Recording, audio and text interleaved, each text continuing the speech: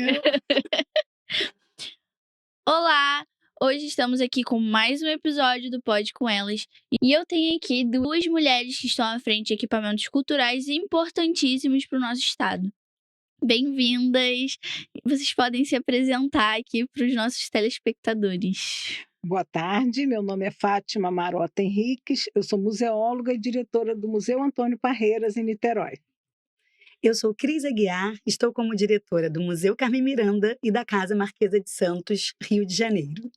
Bem-vindas! Obrigada. Então, a primeira pergunta que eu gostaria de fazer é: o que significa para vocês estar hoje à frente de um museu? Olha, estar à frente de um museu é maravilhoso de qualquer forma, sendo mulher ou não. Um equipamento cultural é uma coisa muito importante e isso traz felicidade, traz alegria, traz pertencimento. Para a gente é muito importante. Eu vejo a questão de estarmos na frente de um museu como uma grande honra, né? O fato de termos sido escolhidas para esse lugar e também a possibilidade de honrarmos a história, né? No meu caso, eu falo da Marquesa de Santos, uma mulher além do seu tempo, bicentenária, e Carmen Miranda, outra mulher além do seu tempo, centenária. Então, isso traz assim uma coisa boa, uma sensação boa de, assim, é como se fosse a reverberação, né? Os dois museus é a reverberação dessa força, dessa energia dessas duas mulheres incríveis. E eu também quero saber um pouco mais da história de vocês, e eu quero saber como foi o caminho de vocês até chegarem na direção de um museu. Bom, eu como sou mais antiga, vou falar. Eu comecei há um bom tempo atrás, comecei como auxiliar de museologia, na época que ainda havia concurso para a Funarge, concurso público, eu entrei como auxiliar e fui trabalhando, fui tendo a minha trajetória, e aí as equipes sempre foram muito reduzidas nos equipamentos. E eu era a única museóloga. Quando a minha chefe foi convidada para ser diretora em outro lugar. No caso, era o Museu de Arte Contemporânea de Niterói, que foi inaugurado, e ela foi convidada a ser diretora de lá. E ela disse que saía, mas desde que eu ficasse no lugar dela, porque ela só confiava em mim para continuar no museu.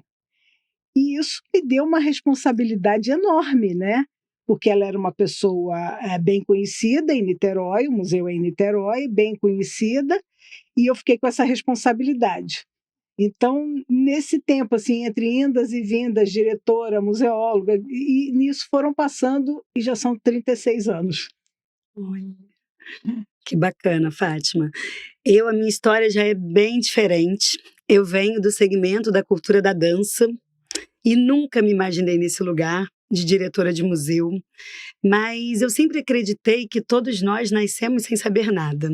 E quando queremos fazer bem feito, né, a gente se empenha e faz a entrega como ela precisa ser feita. E a minha trajetória começa lá na Secretaria de Estado de Cultura e Economia Criativa, na antiga gestão. Eu peguei a entrada da Daniele Barros, no momento eu estava como conselheira de Estado e membro do Comitê Gestor do fundo esse que na época estava travado ainda, que foi a nossa maravilhosa secretária Daniele Barros que destravou, e vi tudo isso acontecendo na cultura do Estado. Isso foi assim um grande aprendizado. E lá fiquei.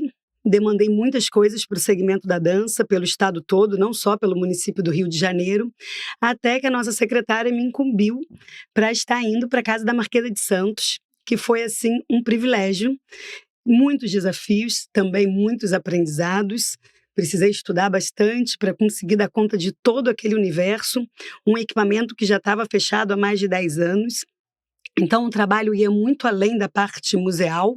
Tinha muita coisa que a gente tinha que ver em relação a obras, liberações, EMOP, IFAM, e tudo isso é um grande aprendizado. E quando a gente chega e se depara com esse bando de siglas, letras, você fala, opa, calma, eu tenho que entender cada uma delas, o que significa, para que servem.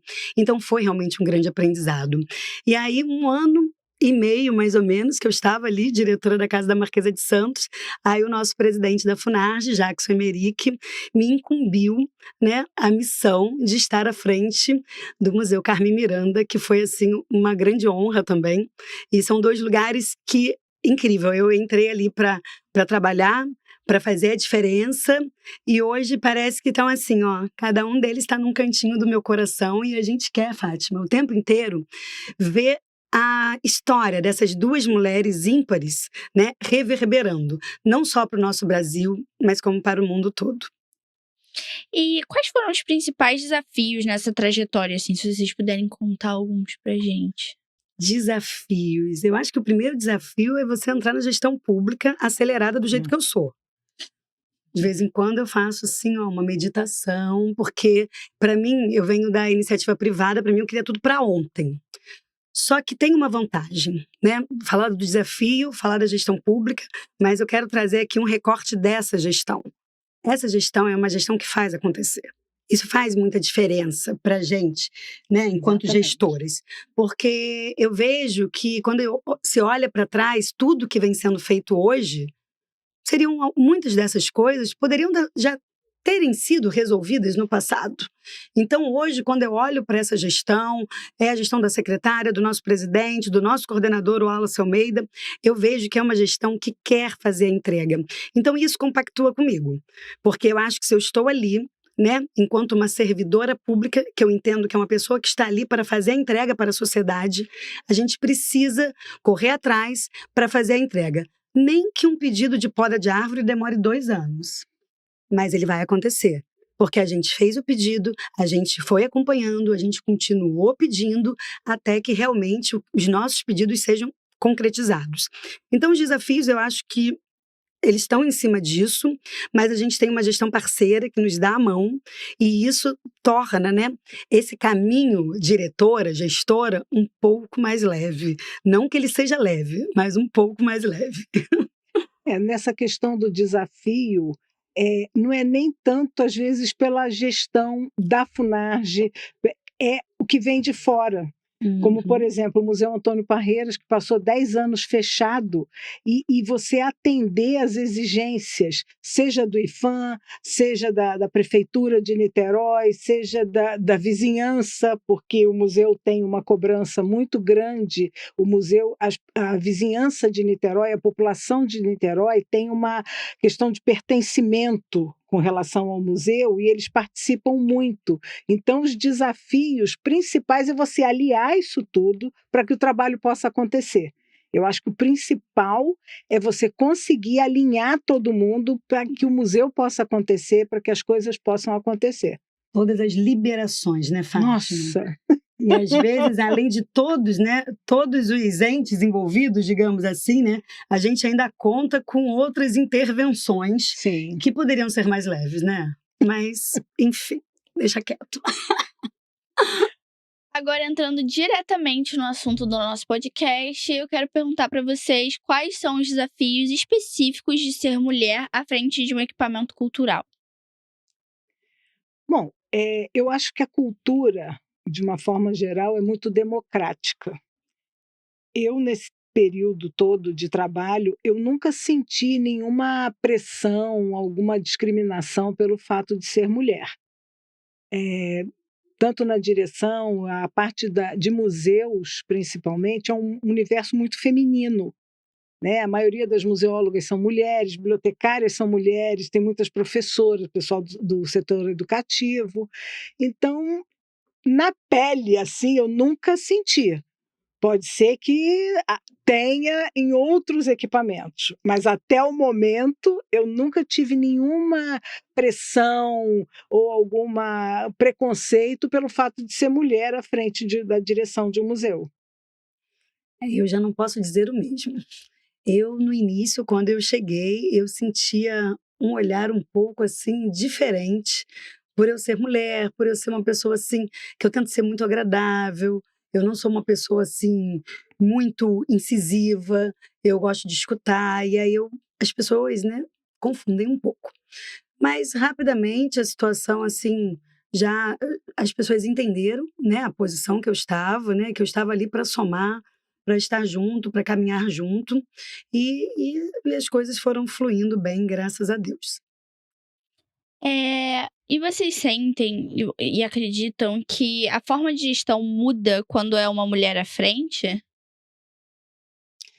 Olha, eu acredito que não. Eu acho que isso vai muito do ser humano. A mulher tem um lado, sim, mais maternal, tem um lado, assim, às vezes, de olhar e entender as coisas um pouco diferente, um pouco mais, talvez, carinhoso, mas não que essas qualidades que eu falei, ela não possa pertencer a um homem também. Eu acredito que ela também possa pertencer a um homem. Talvez a gente veja essas qualidades, né, pelo que eu falei, desse lado mais maternal das mulheres, a gente veja mais nas mulheres, né, mas não que um homem não possa ser assim também. Às vezes na gestão a gente até tem que ser bem dura, né, por mais que a gente Sim. queira contemporizar, queira trazer uma união da equipe, mas às vezes a gente precisa falar duro e chamar as pessoas à razão para que o trabalho seja bem executado. Então, ser mulher não atrapalha, né, não é a questão, é a forma de administrar o A espaço. forma de gestão. É. Perfeito, Fátima, acho que é isso. E agora eu quero sair um pouco do institucional e entrar nos bastidores. Tem alguma situação que vocês viveram na gestão que marcou vocês até hoje? Eu tenho uma situação boa, maravilhosa. A Casa da Marquesa de Santos, um equipamento fechado há mais de 10 anos. Logo que eu chego lá em junho e olhei a magnitude daquelas árvores, aquele jardim, aquela beleza daquela edificação, a área externa dela é muito bonita, né, e a gente olha para tudo aquilo e não tem como não dar vontade de fazer um museu vivo, recebendo pessoas. E ainda mais sabendo que ele estava, né, há mais de uma década fechado. Então nós recebemos uma arpista, Cristina Braga, logo em dezembro. Então tinha chegado ali em junho, em dezembro a gente teve essa oportunidade e para mim isso marcou muito. Não só por a gente ter trazido pessoas ali para aquele universo que estava fechado há tantos anos, apesar dele se manter ainda fechado, foi o único evento que realmente a gente conseguiu fazer antes de que efetivamente as obras começassem, mas ela é uma mulher que encantou todo aquele ambiente e teve um momento ali, né, que ela parou de tocar e falou assim: "Eu quero todos vocês em silêncio e quero que vocês escutem o som dos pássaros".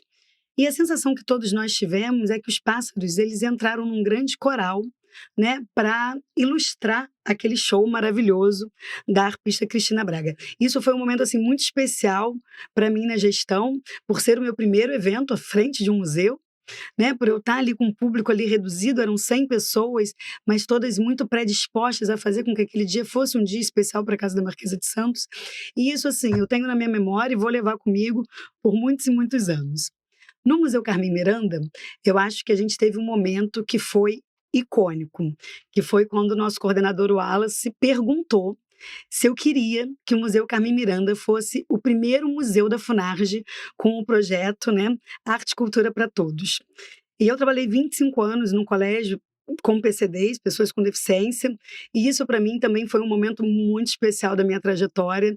Eu saber que o Museu Carmen Miranda iria estar ali com a mediação em Libras, isso também foi assim, tocou meu coração. Acho que foram 2 momentos que eu entendo como você ofertando à sociedade com algo muito especial. Então foram 2 momentos bastante relevantes. Com relação ao Museu Antônio Parreiras, a gente chega mais ou menos nisso. Foi muito importante, um momento assim, grandioso, porque o museu também esteve mais de 10 anos fechado, e essa reabertura do museu, né? 10 anos fechado, o público cobrando, como é que vai ser, quando vai abrir, e de repente nessa gestão do Jackson, houve esse empenho de reabrir os equipamentos, e a inauguração do museu já tem 1 ano e meio, mais ou menos, foi em janeiro do ano passado, foi um momento muito marcante. Para mim, que comecei minha vida lá, como estagiária, como auxiliar de museóloga, ver o museu ressurgindo a família do Parreiras, que ainda mora em Niterói, invadindo o museu no dia da inauguração, as pessoas presentes, todo mundo querendo participar, o público querendo participar, foi muito bacana. Para quem tem uma trajetória em Niterói, que conhece a vida de Antônio Parreiras, a importância dele como artista, como pintor, e a importância daquela casa para Niterói, o Museu Antônio Parreiras ele tem uma particularidade, ele foi o primeiro museu do estado do Rio de Janeiro, na década de 40, e foi o primeiro museu que surgiu da vontade popular. Não foi um museu que surgiu porque um governante resolveu fazer um museu. Quando o Antônio Parreiras morreu, a população de Niterói praticamente exigiu isso do governante, que a casa se tornasse museu. Então, agora, ver esse museu retornando para a população foi muito importante. E semana passada, ainda nesse gancho da acessibilidade, nós tivemos a prévia da inauguração do elevador panorâmico, porque o grande problema do Museu Antônio Parreiras é porque são 3 prédios e as pessoas não tinham acesso. O grande desafio dessa obra do Museu Antônio Parreiras é aliar a acessibilidade com o patrimônio, porque é um bem tombado, é um museu tombado, um jardim tombado, e precisou que as obras fossem adaptadas. Então, hoje, o prédio principal, o prédio da residência, é acessível, tem equipamentos para PCDs, e agora nós vamos ter o elevador panorâmico que as pessoas vão poder acessar o segundo prédio, que é o prédio do ateliê, o prédio mais importante do museu. Então, esse momento é maravilhoso. Perfeito. Que legal. Gente, muito bom eu poder ouvir isso e poder ver que a FUNARG realmente está marcando tanto a vida de vocês quanto de outras pessoas, principalmente na questão tanto de acessibilidade quanto reabertura dos espaços e também esses shows e performances, que eu lembro, inclusive, da performance da Cristina Braga. Braga, isso. Eu lembro, eu estava no Museu do Ingá e realmente é muito bom poder ver. Então, Fátima e Cris, eu quero saber como é estar à frente de um museu como o Museu Carmen Miranda, Casa da Marquesa e o Museu Antônio Parreiras, muda a forma de pensar a programação e público.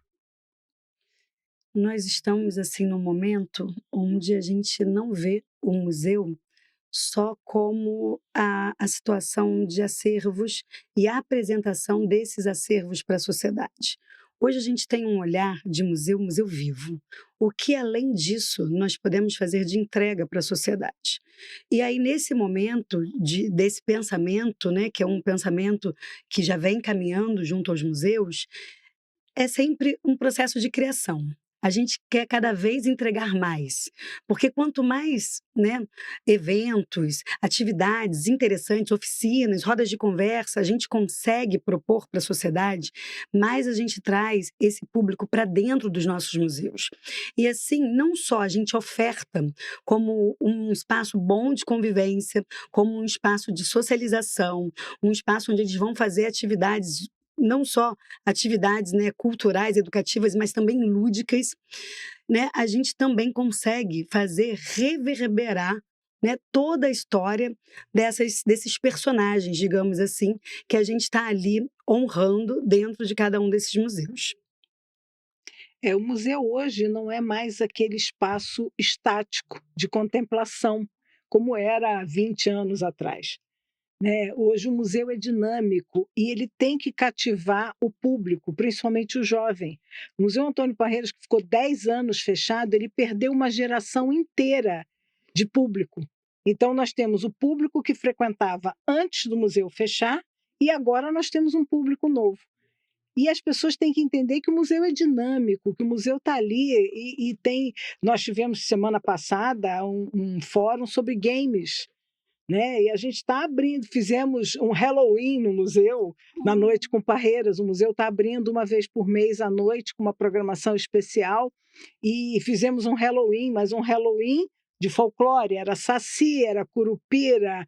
Nós estamos tentando trazer o público para o museu novamente. E isso, as pessoas têm que ver que o museu agora é dinâmico, tem o espaço contemplativo, claro, Uhum. as telas do Antônio Parreiras estão lá para quem quiser, mas nós temos um jardim maravilhoso e nós temos essas programações para que esse público mais jovem volte para o museu, né? Conheça e volte para o museu. Eu lembro que quando eu estava no Museu do Engá, eu também pensava isso, que tem que trazer o público jovem, e é muito legal isso da noite, de você passar a noite lá, né, o Halloween, acho isso muito legal, e é muito bom poder ouvir isso. Como vocês enxergam o papel do museu hoje na sociedade? Eu acho que é mais ou menos isso que a gente já Uhum. falou, né?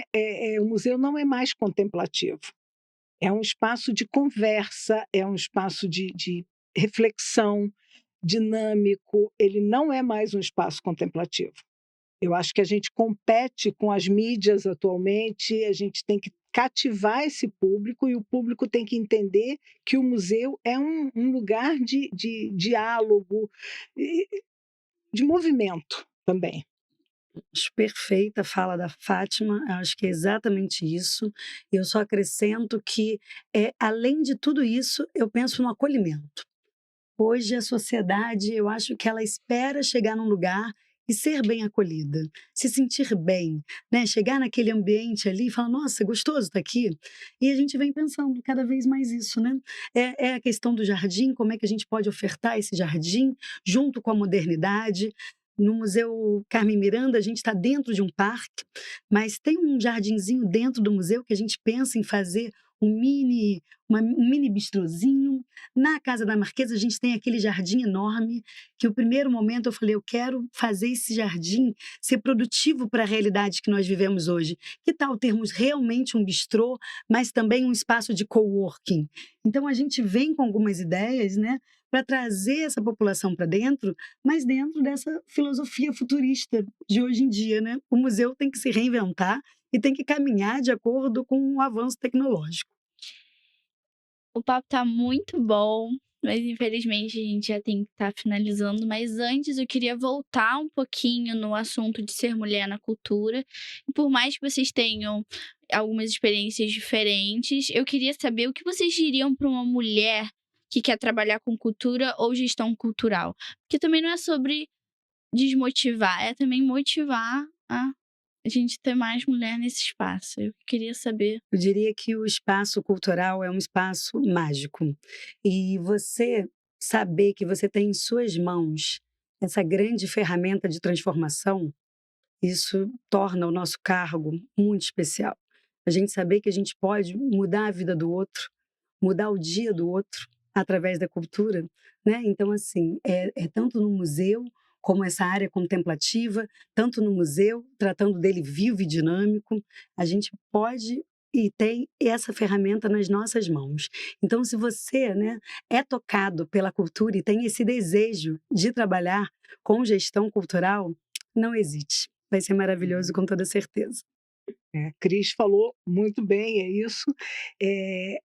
A área da cultura é maravilhosa, né? É um prazer trabalhar com cultura, é um prazer poder levar isso para as pessoas, fazer com que as pessoas se sintam bem no espaço em que a gente administra. Então, se vocês querem trabalhar na cultura, venham, vai ser muito bom. Muito obrigada, gente. É muito importante ouvir isso, principalmente sendo uma jovem de 25 anos que está trabalhando na cultura. Então, muito obrigada pelo tempo de vocês. E é isso aí, gente. Até a próxima. Esse foi o Pode Com Elas. Tchau!